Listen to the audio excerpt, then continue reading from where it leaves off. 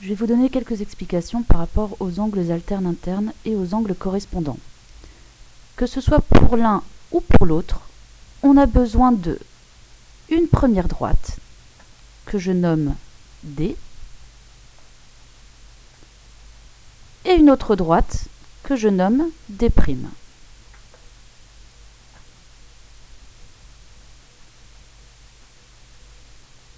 On a donc deux droites, D et D'. Mais il nous en faut une troisième, celle qu'on appelle la sécante. Sécante veut dire couper. Donc il nous faut une droite qui coupe les droites D et D'. Cette droite, dans le cours, je l'ai appelée delta. C'est un petit triangle et c'est une lettre grecque. Donc quand on est dans cette configuration-là, j'ai deux droites, D et D', une troisième qui coupe les deux. On va pouvoir parler d'angle correspondant et d'angle alterne interne. Commençons par angle alterne interne. Il y a deux mots. Le premier étant alterne. Quand on dit d'alterner, c'est qu'on fait l'un dans un sens puis dans l'autre. Ici, quand on va parler d'alterner, on va parler d'alterner par rapport à la sécante delta. Si j'ai un angle qui se trouve à gauche de delta, son angle alterne interne se retrouvera où? À droite de cette droite delta. De part et d'autre de cette droite delta. Ensuite, on a le mot interne. Interne qui veut dire intérieur. Intérieur, ça veut dire quoi? On veut avoir des angles qui doivent être à l'intérieur des droites D et D', c'est-à-dire dans toute la partie que là je repasse en bleu. Il faut impérativement que mes angles se trouvent dans cette partie-ci, entre les droites D et D'. Des angles alternes internes doivent donc répondre à ces deux conditions. Ils doivent être à l'intérieur des droites D et D', donc dans la partie bleue que je repasse, que je colorie. Et là déjà, rien que là, on n'a pas énormément de choix.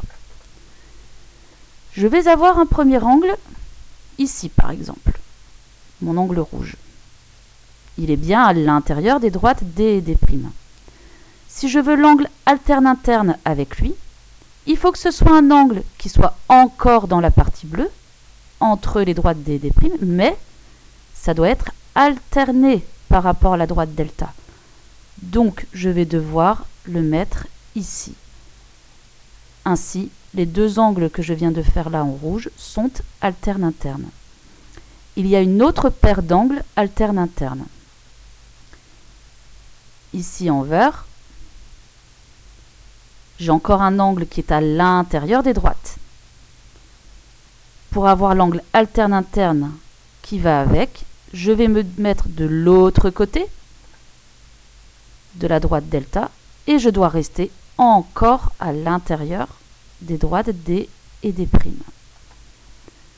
Et comme les angles alternes internes n'ont pas à avoir de sommet commun, j'ai que ces deux paires d'angles qui sont des angles alternes internes voilà, on n'a que ces deux paires d'angles possibles. Pour les angles correspondants. Pour les angles correspondants, là, on a 1, 2, 3, 4, 5, 6, 7, 8 angles possibles. Si je prends celui-ci, il aura forcément un angle correspondant. Qu'est-ce que je remarque? Un angle correspondant déjà doit être du même côté de la sécante, donc je ne peux être que du côté gauche. D'autre part, il faut vérifier autre chose, c'est qu'il doit avoir la même position par rapport aux droites D et D'. Qu'est-ce qu'on remarque ici? L'angle bleu que je viens de dessiner. Il est au-dessus de ma droite D. Donc il va devoir être au-dessus de la droite D'. Ainsi, l'angle correspondant à l'angle bleu sera l'angle bleu que je dessine là maintenant. J'étais au-dessus de l'étage au niveau de la droite D, j'arrive où?